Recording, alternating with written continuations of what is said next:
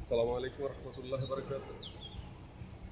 সকাল সকাল ঘুম থেকে ওঠা কতটা জরুরি আমরা অনেকেই জানি, বাট জানার পরও এই জানাটা আমরা অনেকেই মানি না বা মেনে নিতে পারি না বিভিন্ন কারণে। বিশেষ করে আমাদের জীবন ব্যবস্থা গত কয়েক বছর থেকে বেশ পরিবর্তন এসেছে। বিশেষ করে স্মার্ট ডিভাইস আমাদের হাতে আসার পর থেকে আমরা অতিরিক্ত স্ক্রিনিং টাইম ব্যয় করার প্রেক্ষিতে গভীর রাত পর্যন্ত জাগনা থাকি, যার কারণে আমাদের এই জীবন ব্যবস্থায় বা জীবনযাপনের যে রুটিন, স্বাভাবিক যে রুটিন ছিল তার মধ্যে অনেক পরিবর্তন হয়েছে। যেমন আমরা আগে সাধারণত বাঙালি সমাজে, মুসলিম সমাজে সকাল বা রাত 8টা থেকে 9টার মধ্যে শুয়ে পড়তাম এবং ভোর 5টা 5:30টার মধ্যে বিছানা ত্যাগ করতাম। কিন্তু গত কয়েক বছর থেকে এই জায়গায় আমূল পরিবর্তন এসেছে। আমরা জানি এর পিছনে মূল কারণ হচ্ছে মোবাইল স্ক্রিনিং। এই মোবাইল স্ক্রিনিং টাইম অনেক বেশি হওয়ার কারণে আমাদের এই সমস্যাটা তৈরি হচ্ছে। আমরা এখন আর আগের মতো স্বাভাবিক রুটিন ওয়ার্ক কোনোটাই করতে পারতেছি। কিন্তু সময় এসেছে এর পরিবর্তন করার। এখনই পরিবর্তন না করলে আমরা নিজেরাই নিজেদের ক্ষতি করব, এটা নিশ্চিন্তে বলা যায়। পবিত্র কোরআনে বলা আছে, সকাল সকাল ঘুম থেকে না উঠলে বা সকাল সূর্যোদয়ের সময় বা সূর্যোদয়ের পরে শুয়ে থাকলে চেহারার সৌন্দর্য নষ্ট হয় এবং রিজিকে বরকত কমে যায়। এবং আমাদের প্রিয় নবী হযরত মুহাম্মদ সাল্লাল্লাহু আলাইহি সাল্লামও একই কথা বলেছেন বেশ কয়েকটা হাদিসের মাধ্যমে।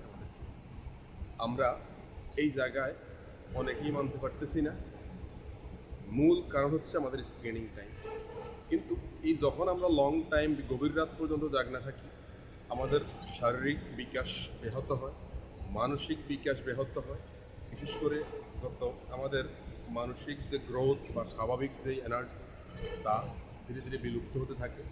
আমাদের ব্রেইন একঘেয়েমি হয়ে থাকে। আর মোবাইল স্ক্রিনের আলো আমাদের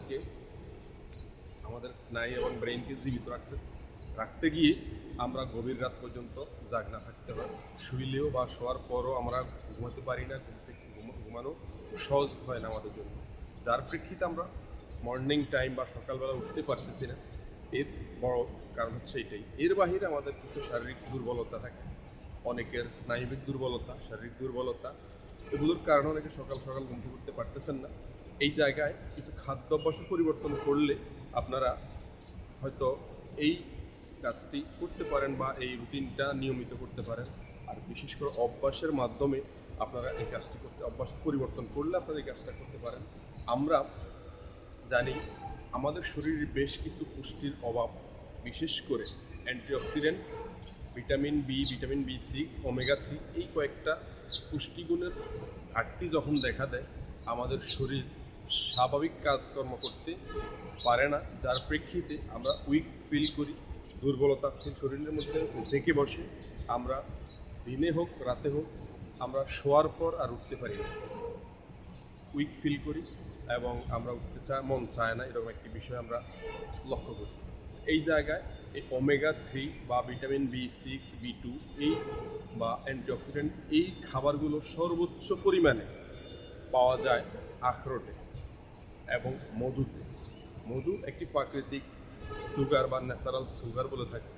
আর এই মধুর পুষ্টিগুণ মানুষকে মানসিক বিকাশ এবং শারীরিক বিকাশে বিরাট ভূমিকা রাখে এবং ইনস্ট্যান্ট স্ট্যামিনা ফিরিয়ে দিতে সাহায্য করে এবং লং লাস্টিং আপনার মেমোরিকে লং লাস্টিংভাবে প্রসারিত রাখতে চেষ্টা করে, বিরাট ভূমিকা রাখে।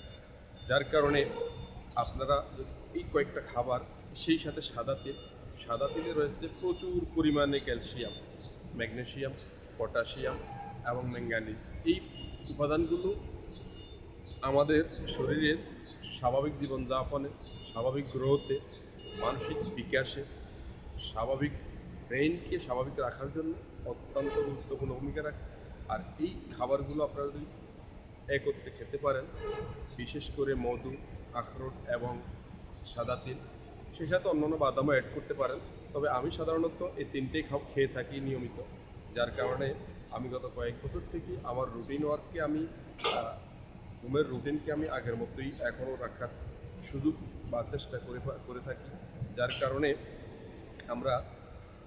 আমি স্বাভাবিকভাবেই চলাফেরা করতে পারতেছি। আপনারাও যারা এখনও এই প্রবলেমটা ফেস করতেছেন, বিশেষ করে যারা সকাল সকাল ঘুম থেকে উঠতে পারতেছেন না, শরীর দুর্বলতা ফিল করতেছে, মেমোরিটা জাম জাম মনে হচ্ছে, স্বাভাবিক কিছু মনে রাখতে পারতেছেন না, আপনারা অবশ্যই খেতে পারেন এই আমাদের আখরোট এবং সাদা তিল মিশ্রিত মধু।